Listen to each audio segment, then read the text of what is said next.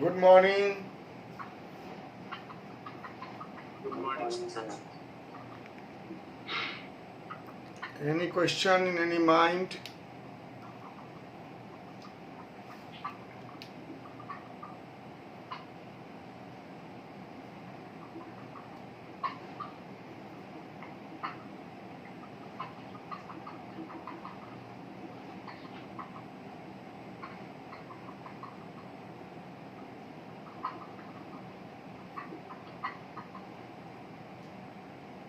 Any question?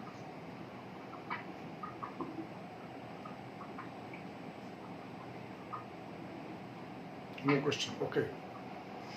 So, तो हम लोग पढ़ लिए अभी तक डाल्टन ने जिस एटम को इनडिविजिबल कहा था, that has been divided and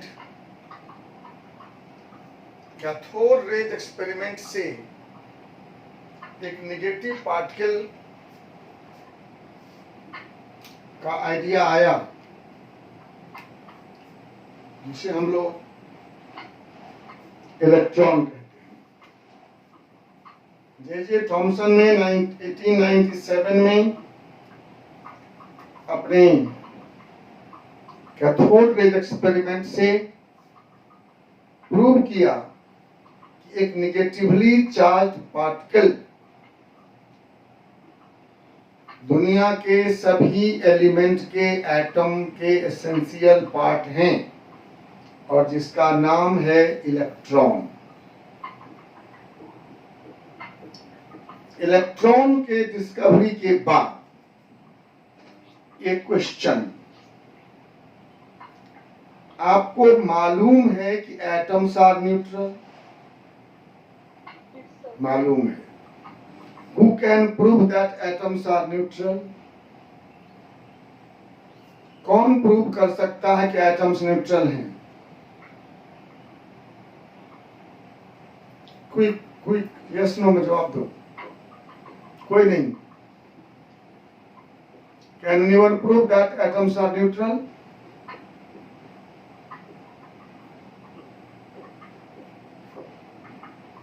नहीं। चलो, सर एटम में तो इलेक्ट्रॉन और प्रोटॉन दोनों प्रेजेंट मैंने होता है। कारण नहीं पूछा है, मैंने प्रमाण पूछा है।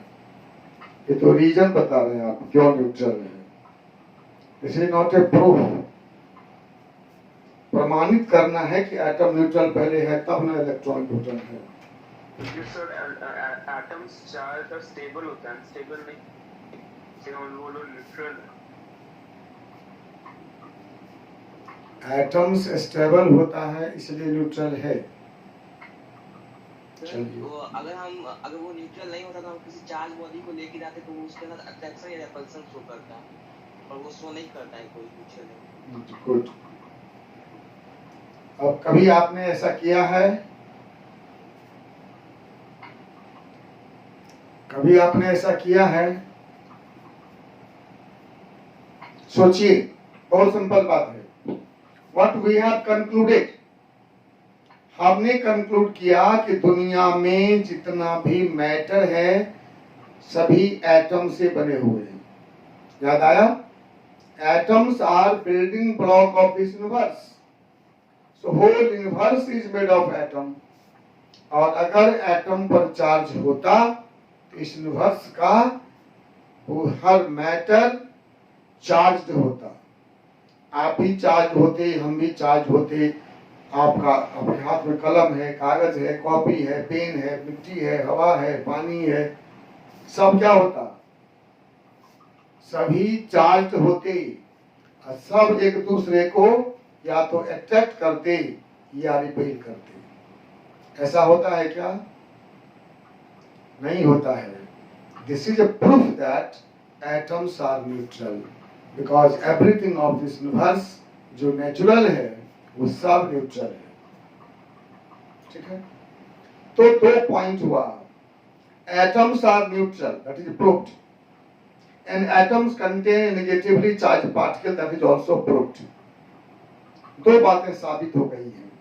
क्या सब? आज का टॉपिक है हमारा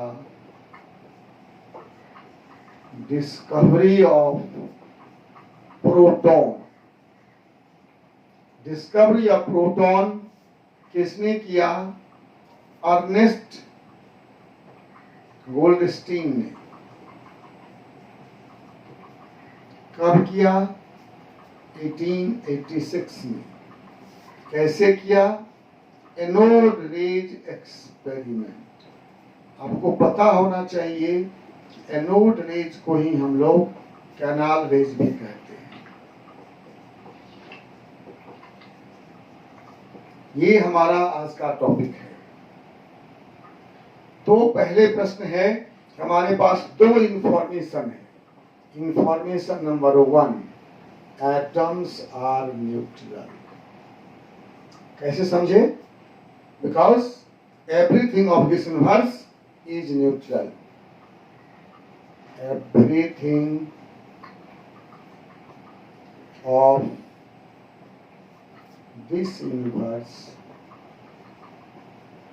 इज न्यूट्रल। दुनिया की सारी वस्तुएं न्यूट्रल हैं। और दूसरा साबित हुआ, atoms, not atoms, all the atoms contain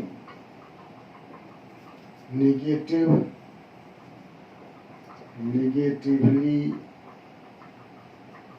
charged particle।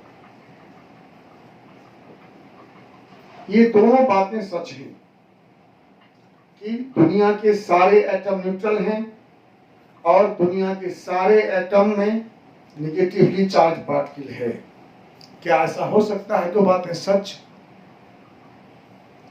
दो बातें, ये दोनों बातें सच हो सकती हैं क्या? नहीं हो सकती हैं।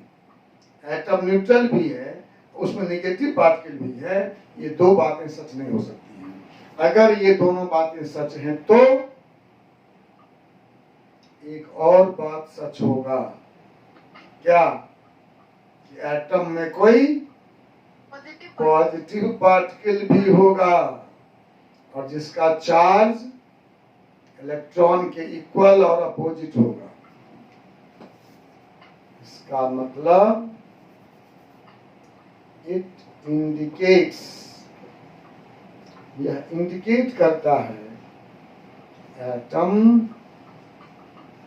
Must contain a positively charged particle. Atom must contain a positively charged particle. यही दिमाग दिया कि हमको एक्सपेरिमेंट करना है, एक पॉजिटिव चार्ज पार्टिकल खोजना है। यही बेसिस हुआ इस गोल्डस्टीन के एक्सपेरिमेंट का। कोई दिक्कत? एटम न्यूट्रल है प्रूफ था और एटम में निगेटिव पार्टिकल प्रूफ हो गया, तो गोल्डस्टीन ने सोचा इसका मतलब एटम में कोई पॉजिटिव पार्टिकल भी होगा और हमें उसे खोजना चाहिए। और उसने जो कैथोड रेज एक्सपेरिमेंट था उसी को रिपीट किया। कैथोड रेज एक्सपेरिमेंट को ही गोल्डस्टीन ने रिपीट किया, कुछ नया बात नहीं किया। उसने सोचा, आप भी सोचते सोचिए, अगर आप भी रहते गोल्डस्टीन के बदला में उसके स्थान पर, तो आप भी सोचते कि अगर कोई निगेटिव पार्टिकल, अगर कोई निगेटिव पार्टिकल निकलता है इस एक्सपेरिमेंट में और वो कैथोड से एनोड की ओर जाता है, तो अगर कोई पॉजिटिव पार्टिकल है तो वो किधर जाएगा?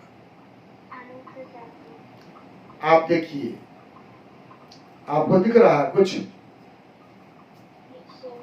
हाँ, उसको गौर से देखिए कि क्या हो रहा है उसमें।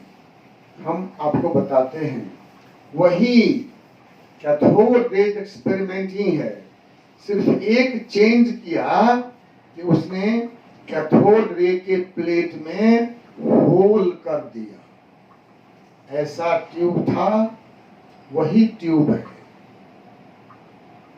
यहाँ कैथोड था, वही कैथोड है, सिर्फ कैथोड में कुछ होल कर दिया गया। यही कैथोड है, ये एनोड है। यहाँ जिंक सल्फाइड का स्क्रीन था, इधर भी जिंक सल्फाइड का स्क्रीन लगा दिया गया, और वही same condition, pressure 0.01 mm end voltage 10,000 volt. ठीक है, वही लो प्रेशर और हाई वोल्टेज डिफरेंस पर गोल्डस्टीन ने इस एक्सपेरिमेंट को रिपीट किया यूजिंग परफोरेटेड कैथोड। परफोरेटेड मतलब होल, छेद किया हुआ। कैथोड के प्लेट में होल कर दिया। क्यों होल कर दिया आप सोचिए, एक मिनट दिमाग लगाइए। इसने कैथोड के प्लेट में होल क्यों कर दिया? क्योंकि देखा उसने कि निगेटिव रे कैथोड से एनोड की ओर जाती है। अगर इस एक्सपेरिमेंट में कोई एनोड रे बना होगा, प्लस वाला रे बना होगा, तो वो माइनस की ओर गया होगा और वो पता नहीं चला, इस बीच में होल से बाहर निकल जाएगा, हम पता कर लेंगे। और उसका यह अनुमान सही निकला। रियल में इसमें 2 रे निकल रहा था उस एक्सपेरिमेंट में। थॉमसन ने एक ही रे को ऑब्जर्व किया जो कैथोड से एनोड की ओर जा रहा था। गोल्डस्टीन ने इस एक्सपेरिमेंट को रिपीट किया और देखा कि सारे प्रॉपर्टी वही हैं जो कैथोड रे के थे, सिर्फ 2 अंतर है। 2 अंतर है, मैं बताता हूं अभी आपको। एक्सपेरिमेंट क्या है? एक्सपेरिमेंट क्या है? Goldstein repeated cathode rays experiment using perforated cathode. एक लाइन में लिख दीजिए, सब बात एक्सप्लेन हो गई। यूजिंग परफोरेटेड कैथोड, छिद्रदार कैथोड लेकर गोल्डस्टीन ने कैथोड रेज एक्सपेरिमेंट किया, को रिपीट किया। मतलब हाई वोल्टेज और लो प्रेशर पर इलेक्ट्रिक डिस्चार्ज कराया। ठीक है, अब देखा क्या? देखा another beam of rays. Another दूसरा, एक तो थॉमसन के एक्सपेरिमेंट में मिला था जो कैथोड से एनोड की ओर जा रहा था। उसने देखा another beam of rays coming towards cathode. वो कमिंग टुवर्ड्स एनोड था, ये कमिंग टुवर्ड्स कैथोड है। और ये रे भी जिंक सल्फाइड पे शाइनिंग प्रोड्यूस करता है। ये रे भी किसी ऑब्स्टेकल को हॉट कर देता है। यह रे भी शैडो बनाता है। यह रे भी अपने रास्ते पर रखे लाइट डिस्क को रोटेट कर देता है। सारा प्रॉपर्टी वही है, सिर्फ 2 अंतर है। एक अंतर है कि यह रे इलेक्ट्रिक मैग्नेटिक फील्ड में नेगेटिव पोल की ओर जाता है, मैग्नेटिक फील्ड में साउथ पोल की ओर जाता है। और दूसरा अंतर है कि जब इस एक्सपेरिमेंट को हम रिपीट करते हैं डिफरेंट गैस लेकर ट्यूब में, तो जो रे मिलता है वो डिफरेंट होता है। आपने क्या पढ़ा था थॉमसन के एक्सपेरिमेंट में? यह रे इलेक्ट्रिक फील्ड में निगेटिव की ओर जाता है और मैग्नेटिक फील्ड में नॉर्थ की ओर जाता है। सो उल्टा हो गया। दूसरा आपने पढ़ा था थॉमसन एक्सपेरिमेंट में कि हम हर एक्सपेरिमेंट में कोई भी गैस लेते हैं तो वो रे सेम निकलता है। इसमें क्या हो गया, रे डिफरेंट निकल रहा है। ठीक है, क्यों निकल रहा है हम बताएंगे आपको बाद में। अभी इसको मिटाएं।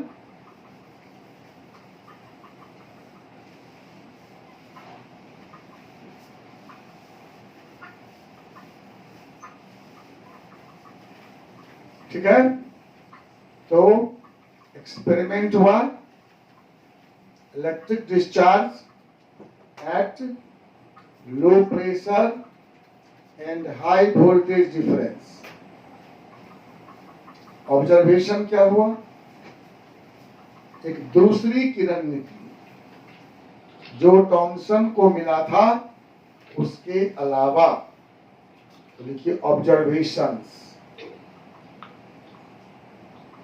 ऑब्जर्वेशंस क्या सब हैं, another beam of rays, another beam of rays. क्यों, कैसा, कमिंग टुवर्ड्स कैथोड, कैथोड की ओर आता हुआ, produce shining on zinc sulphide screen. Zinc sulphide के पर्दे पर चमक उत्पन्न करता है। तीसरा, cast shadow of an opaque body, opaque body placed in its path. चौथा, produces heating to an obstacle placed in its path.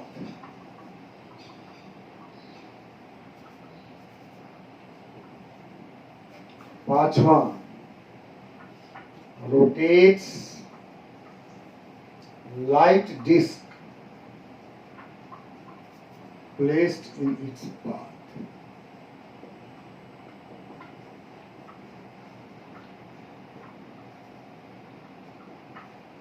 ठीक है। छठा, इन electric field it deviate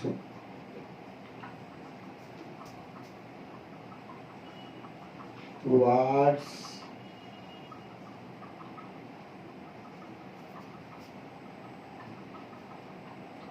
negative pole and in magnetic field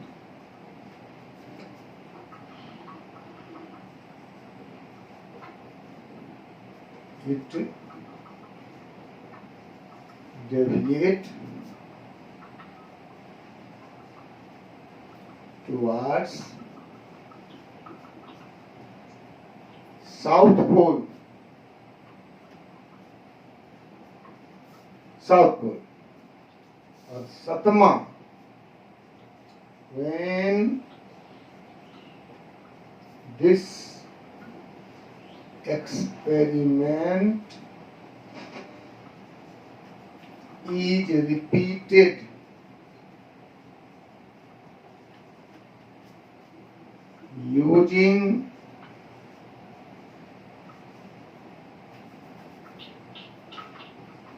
using different gas in the tube, then the ray obtained has different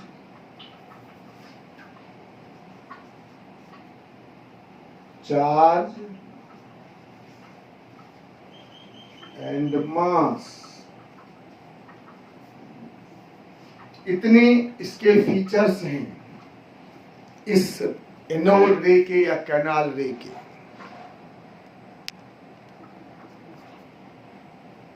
sir एक बार last वाला point repeat कीजिएगा। When this experiment is repeated using different gas in the tube, then the ray obtained has different charge and mass।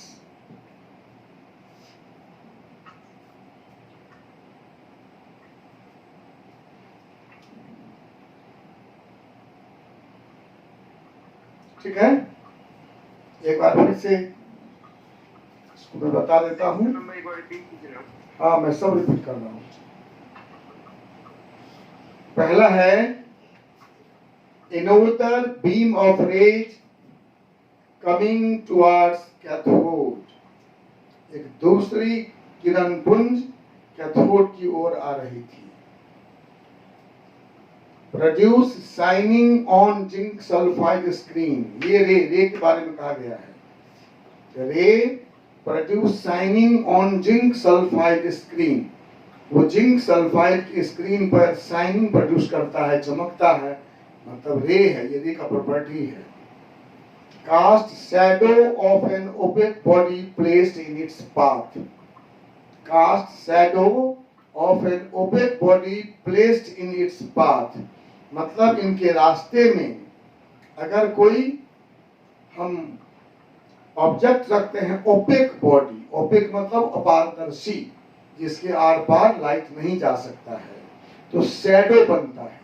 आप याद करो, आप पढ़े हो physics में, शैडो बनता है का मतलब यह रे स्ट्रेट लाइन में पास करती है, मालूम है ना।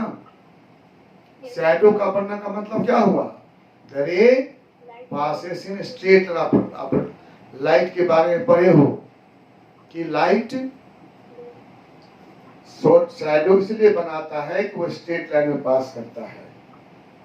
Produce heating to an obstacle place in path. अगर इनके रास्ते में कोई हम रुकावट डालते हैं तो उसको हॉट कर देता है। इसका मतलब ये फ्रिक्शन लगाता है, ये रे नहीं है, पार्टिकल है। Rotates light disc place in its path. अगर इनके रास्ते में हम लाइट डिस्क रखते हैं उसको भी रोटेट कर देते हैं। मैंने बताया था आपको, आप जानते भी हैं कि हम किसी डिस्क को रख दिए और रोटेट कर गया, इसका मतलब उस पर कोई बल लगा है, और बल मैटर पर लगता है, मैटर लगाता है, ठीक है। इसका मतलब ये रे मैटर हैं जो उस डिस्क पर फोर्स लगाए हैं और वो रोटेट कर गया। तो न्यूटन के फर्स्ट लॉ से जो बॉडी हम कहीं रखेंगे तो वहीं पर रखा रहेगा जब तक उस पर बल न लगे। इस रे के रास्ते में रखे थे हम डिस्क को, और वो डिस्क नाच गया, इसका मतलब इस रे ने उस पर फोर्स अप्लाई किया। इलेक्ट्रिक फील्ड में यह नेगेटिव पोल की ओर गया और मैग्नेटिक फील्ड में यह साउथ पोल की ओर गया। In electric field it deviates towards negative pole and in magnetic field it deviates towards south pole। इसका मतलब है इस पर पॉजिटिव चार्ज है, अपोजिट चार्ज में अट्रैक्शन होता है, तो नेगेटिव पोल की ओर अट्रैक्ट हुआ, इसका मतलब इस पर पॉजिटिव चार्ज है, ठीक है। और when this experiment is repeated using different gas in the tube, then the ray obtained has different charge and mass। जब इस रे को हम, जब इस एक्सपेरिमेंट को हम रिपीट करते हैं डिफरेंट गैस लेकर, तब जो निकलता है रे उसका चार्ज और मास डिफरेंट होता है, ठीक है। इतना ऑब्जर्वेशन है इस कैथोड एनोड रे एक्सपेरिमेंट का। अब इस ऑब्जर्वेशन से आपने क्या निकाला अर्थ वो आप देखिए, सोचिए, मन में कुछ प्रश्न है तो पूछिए। सर एक क्वेश्चन है सर। हाँ बोलिए। सर जब कैथोड रे एक्सपेरिमेंट करते हैं तो सर कैथोड और एनोड रे दोनों निकलता है सर।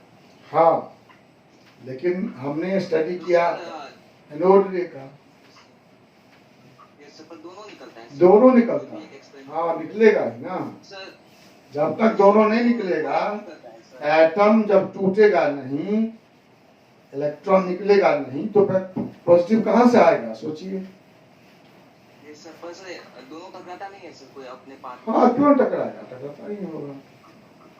क्योंकि सर एक एनोड से कैथोड चल रहा है, एक हाँ कैथोड से एनोड। हाँ हाँ, तो टकराता ही होगा ही, तो सर होगा ही ना। तो टकराता होगा तो सर फिर स्ट्रेट लाइन में कैसे पास किया सर? स्ट्रेट लाइन में जो पास किया, जो नहीं टकराया। दरभंगा से कुछ लोग मुजफ्फरपुर जाते हैं, कुछ मुजफ्फर दरभंगा आते हैं, रास्ते में टकराते हैं, फिर कैसे पहुंच जाते हैं बताइए। 100% नहीं ना होगा कोलिजन, बात समझ रहे हैं। Yes sir. 100% कोलिजन नहीं होगा। एक्सपेरिमेंट जो करेगा, बहुत पहले एक्सीडेंट होता था, हाँ सर। तो सरकार ने क्या किया, अलग अलग बना दिया 4 लेन, जाने वाली के अलग, आने वाली के अलग। ऐसे ही एक्सपेरिमेंट करेगा वो, उसमें कुछ ऐसी व्यवस्था करेगा कि कैथोड रे एनोड रे का मिनिमम इंटरेक्शन हो सके। और सर लाइट डिश जब रखेंगे सर हम लोग, तो हाँ। फिर एनोड रे के कारण भी घुमा हो सकता है और कैथोड रे के कारण भी नहीं, घुमा नहीं, हो तो- सकता है। तो सर हाँ। कैसे समझेंगे? नहीं, तो आपने ध्यान नहीं दिया ना, ध्यान नहीं दिए। हम लोग एक्सपेरिमेंट किधर कर रहे हैं अब, होल के बाहर। सर कैथोड रे के बीच में। हाँ, यस वहाँ एनोड रे नहीं है। मैं एक बार फिर से फोटो दिखाता हूँ आपको, 1 मिनट रुकिए। यस। ये ट्यूब बनाया था मैंने, याद करो। यहाँ पर था कैथोड प्लेट परफोरेटेड, इधर निकला एनोड रे। ये इस रेंज में स्टडी करते हैं, यहाँ कैथोड रे नहीं है। कैथोड रे किधर जा रहा है ना।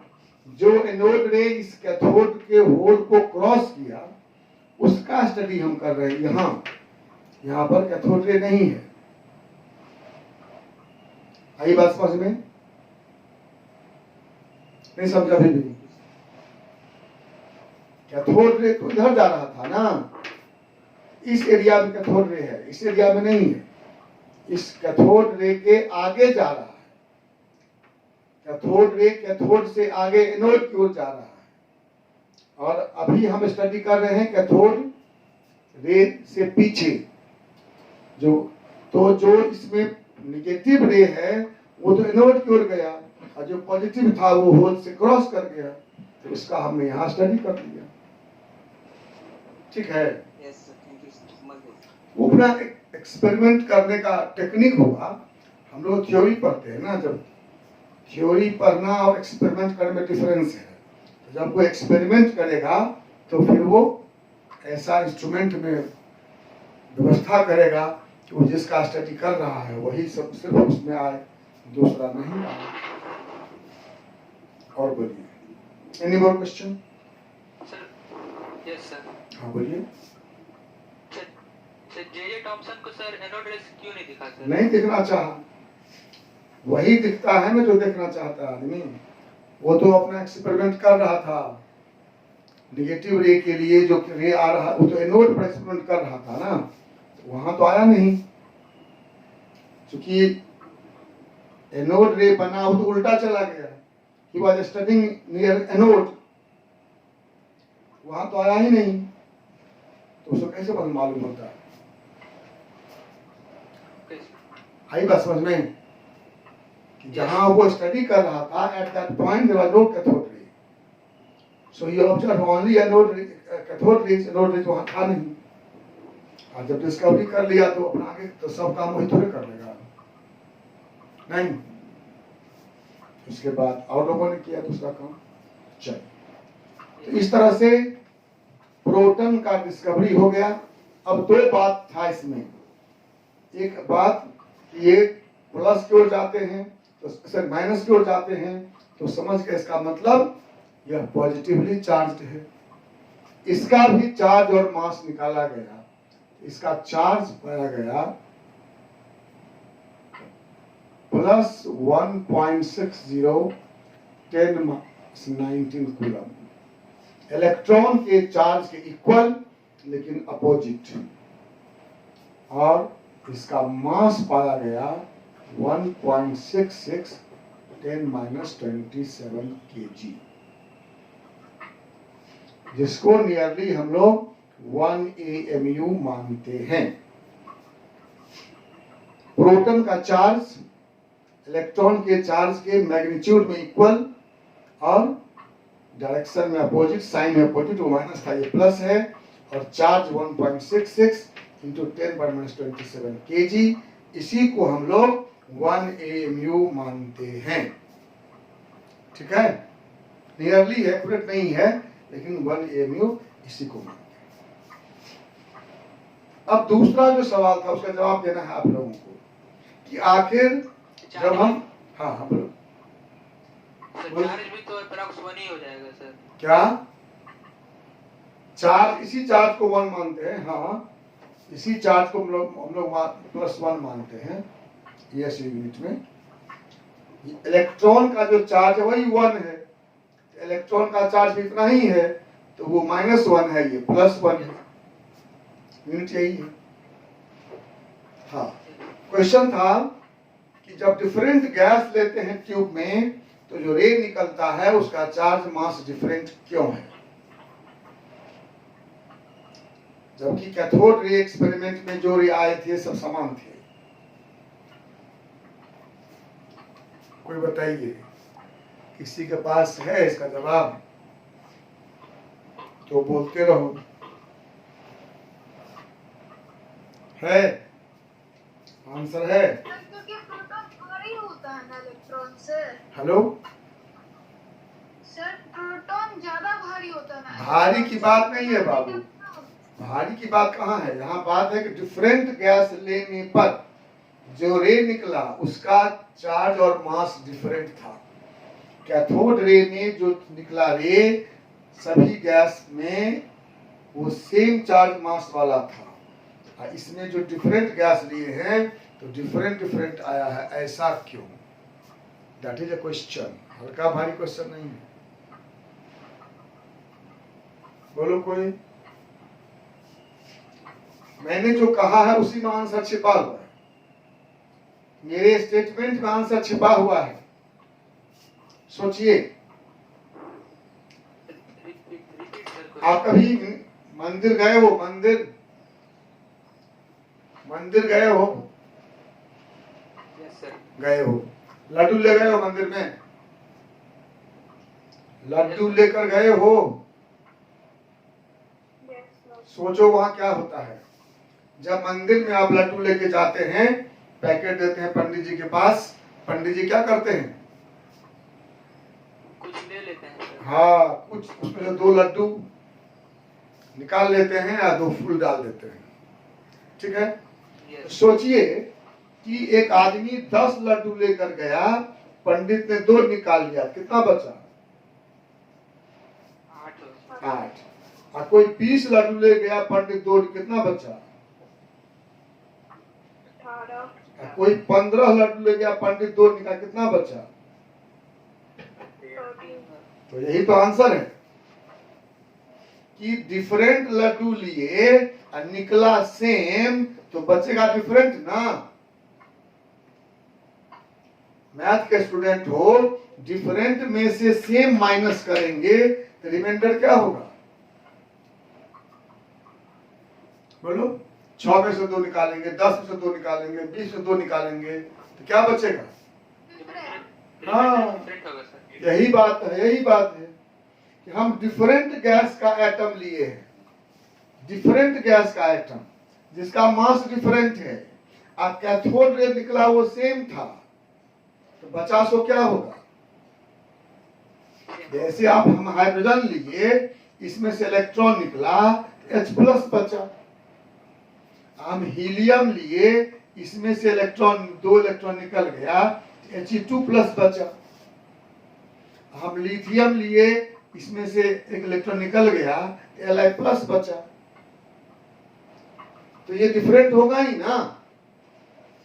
इलेक्ट्रॉन निकला तो कैथोड रे, और जो बचा वो सब एनोड रे।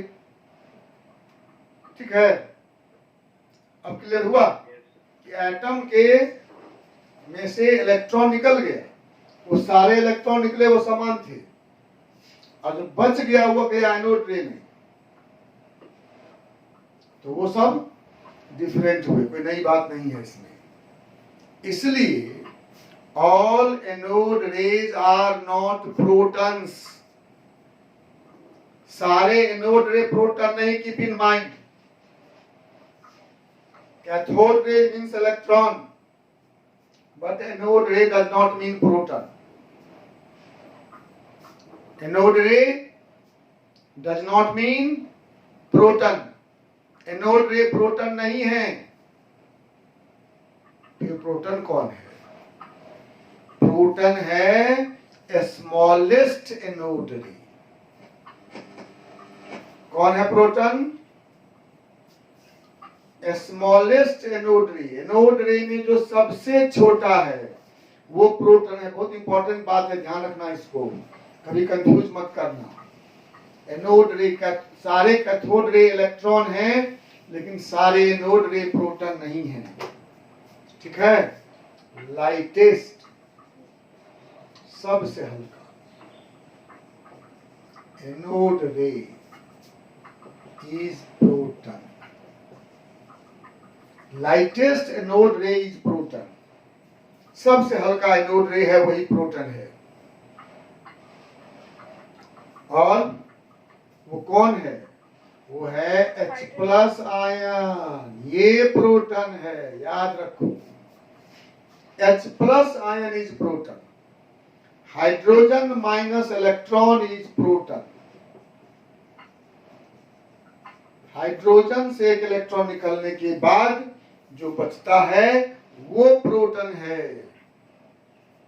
ध्यान रखो, कौन है प्रोटॉन?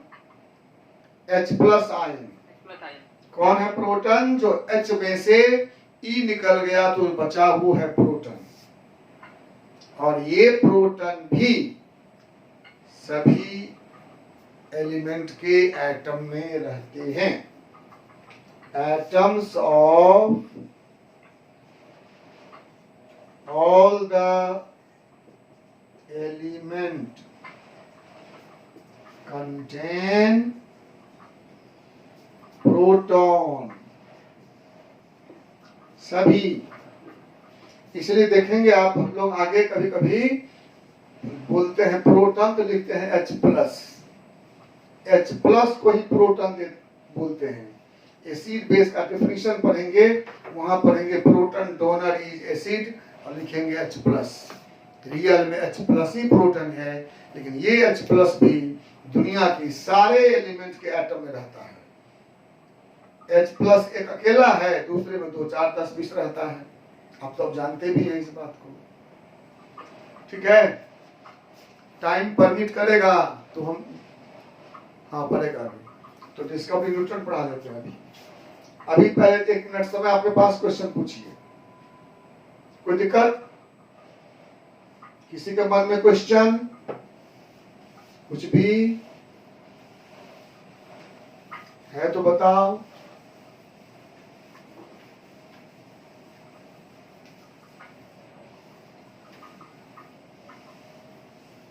नहीं तो हम चलते हैं आगे।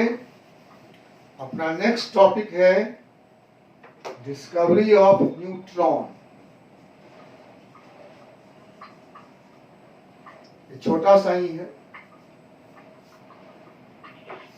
इलेक्ट्रॉन का डिस्कवरी हो गया, प्रोटॉन का डिस्कवरी हो गया। इलेक्ट्रॉन निगेटिव है, प्रोटॉन पॉजिटिव है और एटम न्यूट्रल है। तो लोगों ने मान लिया, इसका मतलब एटम 2 पार्टिकल से बना हुआ है, इलेक्ट्रॉन और प्रोटॉन से। ठीक है, लोगों ने मान लिया था, किसी को कोई ऑब्जेक्शन नहीं था कि एटम प्रोटॉन और इलेक्ट्रॉन से बना हुआ है। प्रोटॉन पॉजिटिव है, इलेक्ट्रॉन निगेटिव है, दोनों का चार्ज इक्वल है, दोनों का नंबर भी इक्वल होगा और ठीक है, एटम 2 पार्टिकल से बना है। बाद में लेकिन चलकर लोगों को लगा कि एटम का मास प्रोटॉन और इलेक्ट्रॉन के मास से मैच नहीं करता है, लेकिन फिर भी कोई उपाय नहीं था, लोग मान रहे थे ऐसा ही होता है।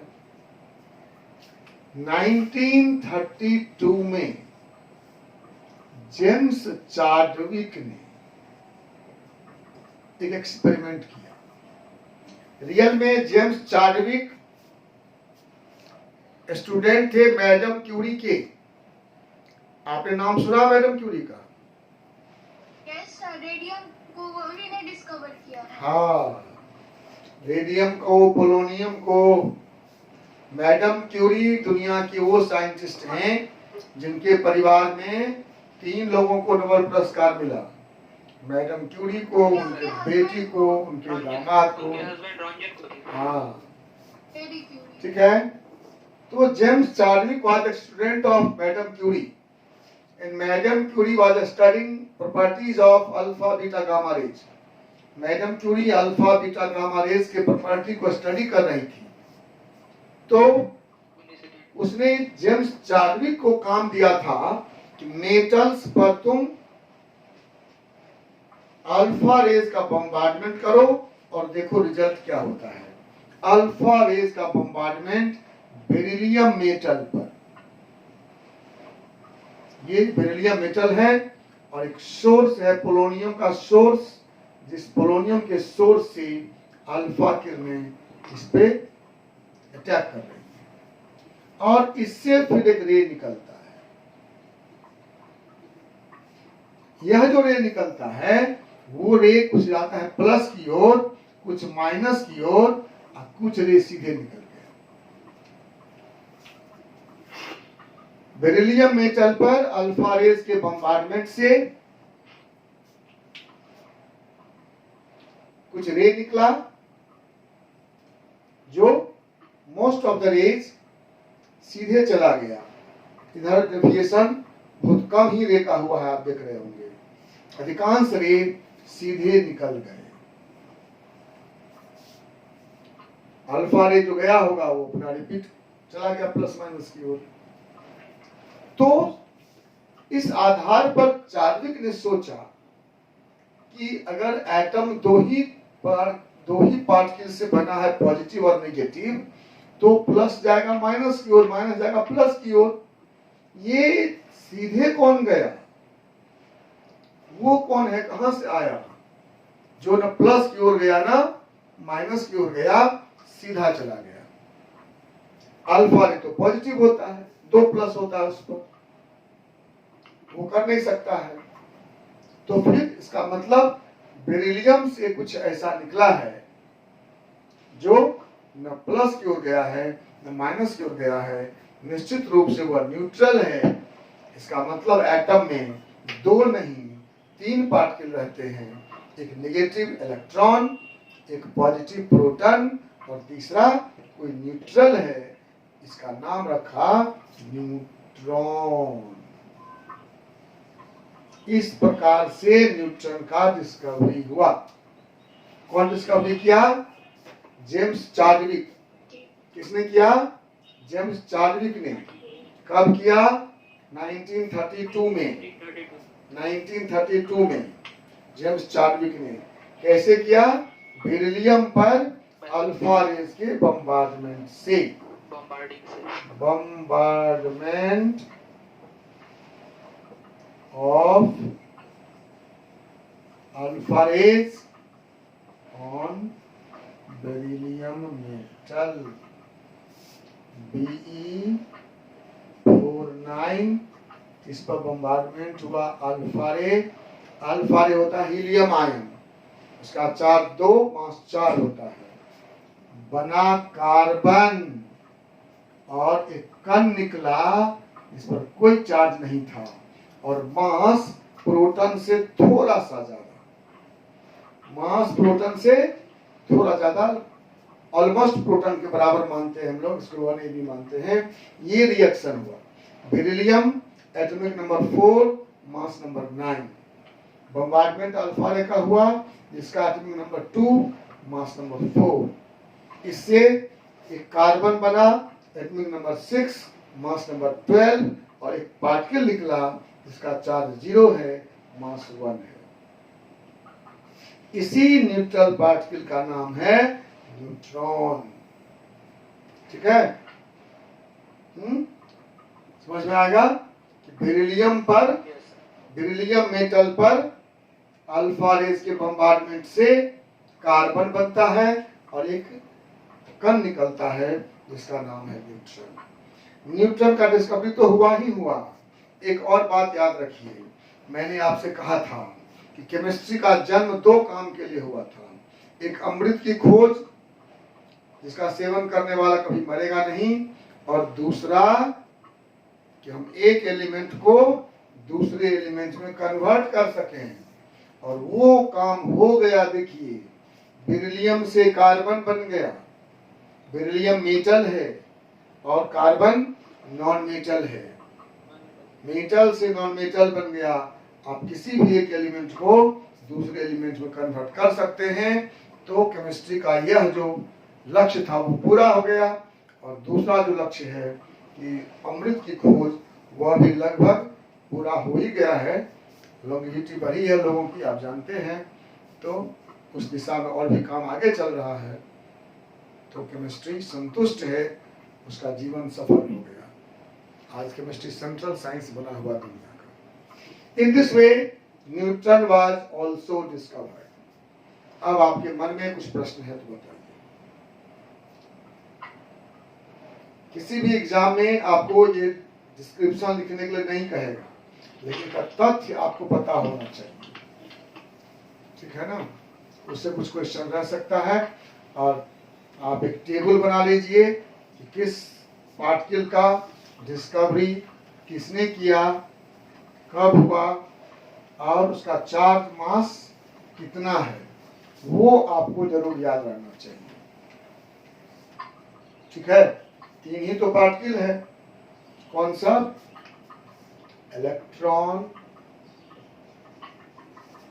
प्रोटॉन और न्यूट्रॉन। इलेक्ट्रॉन का सिंबल है E-10, प्रोटॉन का P+11, न्यूट्रॉन का 0-1। ठीक है, symbol. Charge -1.60 10-19 coulomb, that is -1, plus 1.60 10-19 coulomb, that is +1, इसका 0। E मास इसका 9.1 10-31 kg, ऑलमोस्ट 0। इसका 1.66 10-27 kg, that is 1 AMU। इसका 1.67 10-27 kg, ये भी अप्रोक्सीमेटली 1 AMU। डिस्कवरी कब हुआ? इसका 1897 में, इसका 1886 में, इसका 1932 में। डिस्कवरी किसने किया? इसका किया जे थॉमसन ने, इसका किया अर्नेस्ट गोल्डस्टीन ने, और इसका किया James Charlie. This table must be learned. इतना ही से आपका काम चल जाए।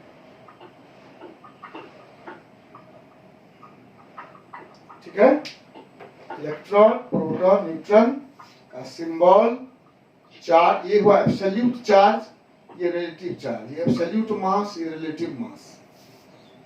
लिखी दो इसको। ये हुआ एब्सोल्यूट ये रिलेटिव,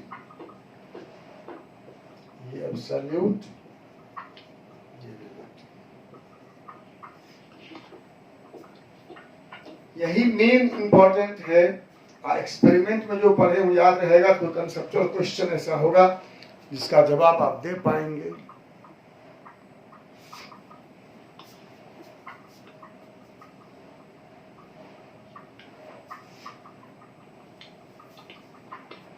पढ़ाई समझ रहे हो तुम लोग? बोर्ड पर लिख लेते हो, दिखता है। Yes sir. वैसे हम धीरे धीरे प्रयास कर रहे हैं कि स्क्रीन शेयरिंग आपको दिखाएं।